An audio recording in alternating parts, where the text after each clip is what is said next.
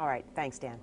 You know, eel skin accessories have just lost a little bit of their luster. If you have one of those wallets, handbags, or briefcases made of eel skin, beware.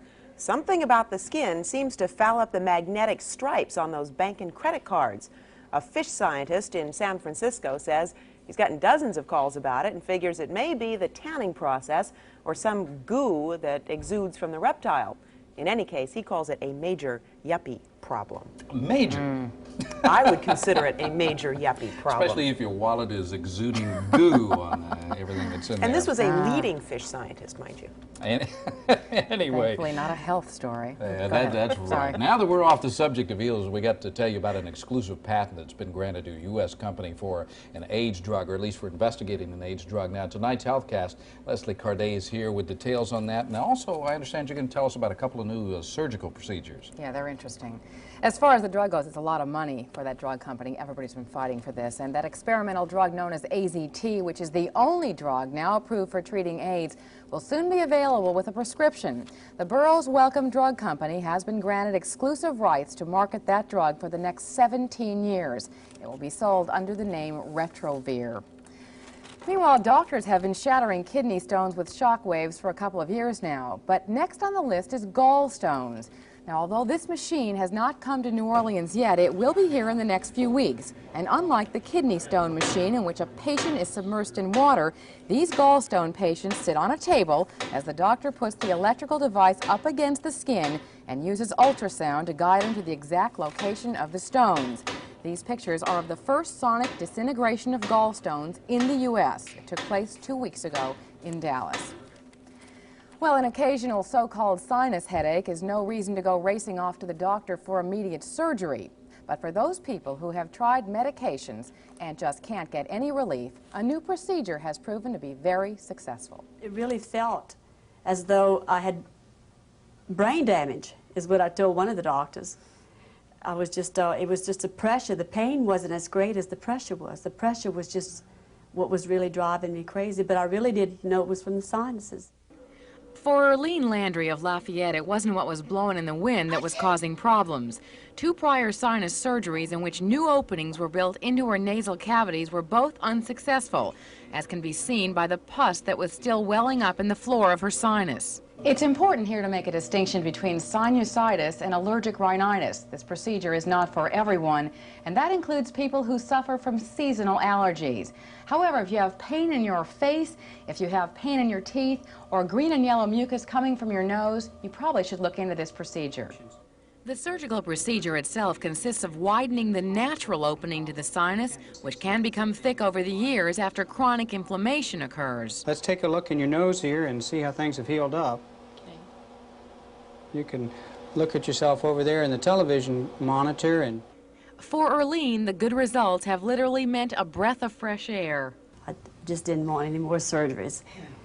So I did agree to have it. They told me it was a totally different thing, and I'm so happy that I did.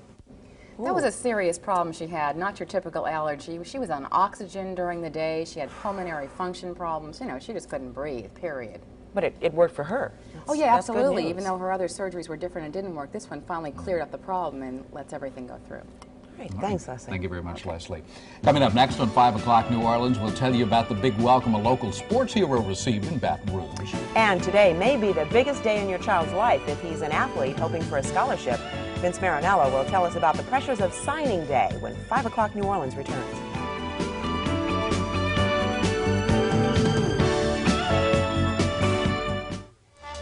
This Mardi Gras, all you party animals are gonna party all night long and work up a really wicked thirst. That's why Burger King is offering you the Super Squeezer for only $1.29 plus tax. It can hold 32 ounces of cool refreshment. And it's only $1.29 when you buy a large or medium soft drink at Burger King. With a Super Squeezer, the party's never over. East Jefferson General Hospital's care unit is providing Care Cab, a free taxi service for individuals too intoxicated to drive. The service is available throughout Mardi Gras to Orleans and East Jefferson residents only, and riders will only be taken to a residence. More than one person may ride in a cab, but they must be dropped off at the same place. These services are available 7 p.m. to 3 a.m. Friday, February 12th through Wednesday, February 17th. Any person may call for a care cab from a public place by dialing 454-4599. Come along and listen to the music. Open up your heart and lend an ear, you'll hear it.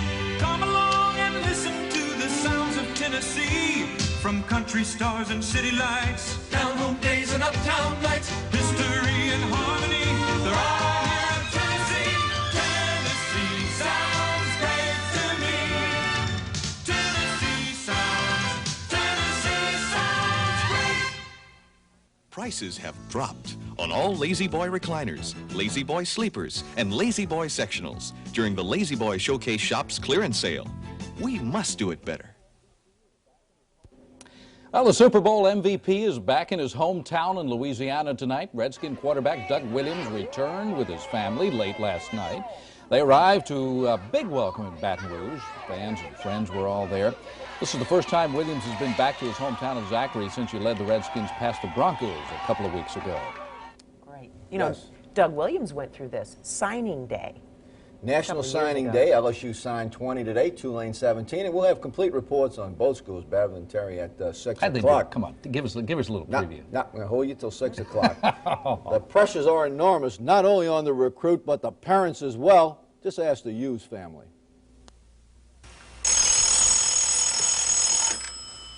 Hello? Yes, I have committed to Nebraska, but I want to thank you for showing your interest in me. That's been pretty much a familiar happening at Tyrone Hughes' home. College recruiters calling, each wanting to convince the St. Aug all-purpose player that he should come to his school. It's been hectic. As the coaches would call, you know, you'd have to talk to them and tell them how you feel. And most of them tell you about basically the same thing every night they call, you know. It gets tiresome after a while. When Tyrone wasn't home to answer the phone, the recruiters usually tried to work Mama. Well, you, his mother, you have influenced him all of his life. You have told him what to do, what not to do, when to do it, when not to do it. So I know you can tell him what school to go to. Recruiting is the lifeblood of college football, therefore it's vital to get the blue-chip athletes. And recruiters can be a hardy lot. One night we had one to come in the snow, cold, freezing, rain, camped on our doorstep. The recruiter's pitch to a prospect can come in different ways. It all depends on who's delivering it. A lot of them would tell me, if it was in a state school, they'd say, well, you need to stay home because your parents would like to see you play and all this, and that, you know, your family will get to see you. And if it was out of state, they said, well, you think you ought to get out of state, get away from your parents, you know, you can always go back home, this and that. It's happened in the past. Recruiters or fans or supporters of a school offering money or cars or jobs, etc., etc. Did anything like this happen to the Hughes family? No, not illegally, but they were probably kind of hinting around to it. Anybody offer you anything? Not directly. Indirectly, yes. Little innuendos, perhaps? Yes. What would you say? That didn't interest me. Tyrone has opted for the University of Nebraska, and initially that caused a rift in the family. She and I kind of had a little argument in that I enjoyed starting to see Tyrone run that ball, and I thought if he was at LSU, I could see him a little bit more. And I don't know how much I'm going to see him at Nebraska, but then I have a lot of friends at where I work. I see who won the argument. Okay. Mama won the argument, and number 87 in his family, they're a class family, and this kid's indeed a winner, and unfortunately, he's another one that got away from the state schools. It's okay, Nebraska's on TV all the time. Yeah, but we don't want him to come back home to haunt us, but we wish Tyrone Hughes and all the kids who signed to go out of town, which Buddy will tell you about at 6 o'clock, we wish him well. Yeah, you bet. Find out how LSU and Tulane did that. Yes. Okay. Okay. Thanks, Vince. Coming up next, we won't find out how they did, but we will introduce you to the man who will be bringing Mardi Gras to the English when 5 o'clock New Orleans returns.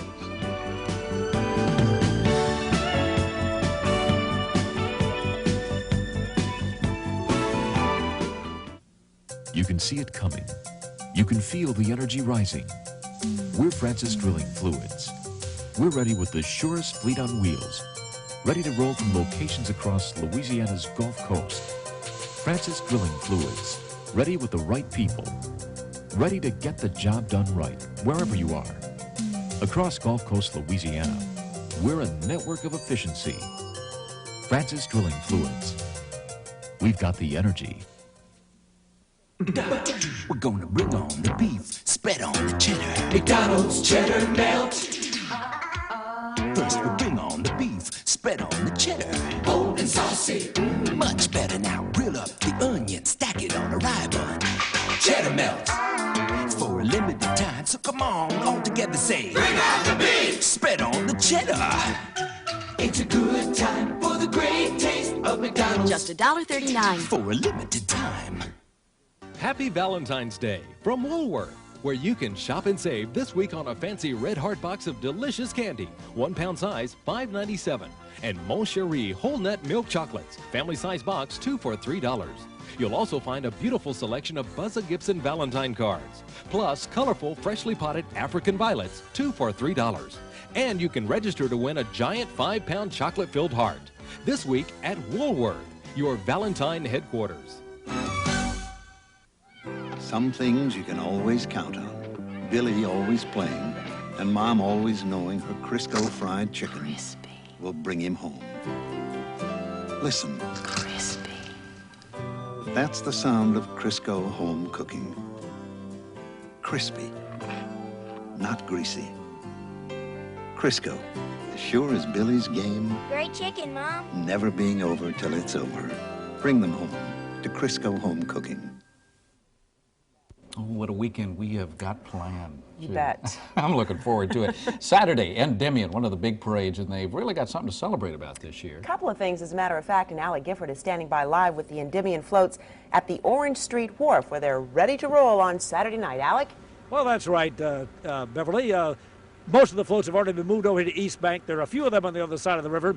But here comes one of the major floats of the parade. Even though it doesn't roll until Saturday night, boy, they're set to go. Here's Jerry Romig, who's a special aide to the captain of Endymion, television executive Jerry Romig, an old friend of mine. Jerry, you got a big party planned for the Superdome, don't you? We've got 1,000 maskers and 10,000 guests at the extravaganza Saturday night following the parade, and perhaps the greatest rock and roll show we've ever seen in New Orleans with Smokey Robinson, the Miami Sound Machine, and Gloria Estefan and Roy Orbison. Should be quite a party. And this man standing right there is John Walters. You're going to hear in just a moment he says hello, that he's from the BBC. Hi, John. Hello. I told you so. Glad to do that.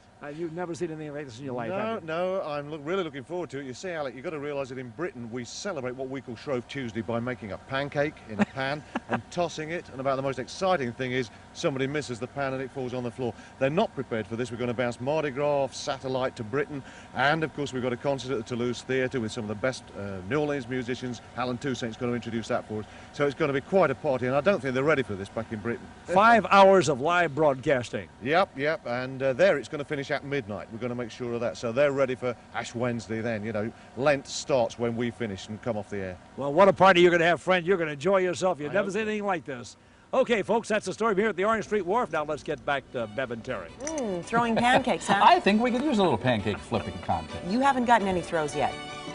No, but I'm sure I will. On behalf of the crew of Tux. Oh. They brought some by today. Oh, look at that little throw. Your I don't think first I'll throw beads. this. No, these are for you to keep. There A cup we go. and a tambourine. Great. We're all set. Have a ball. See you at 6. Good night.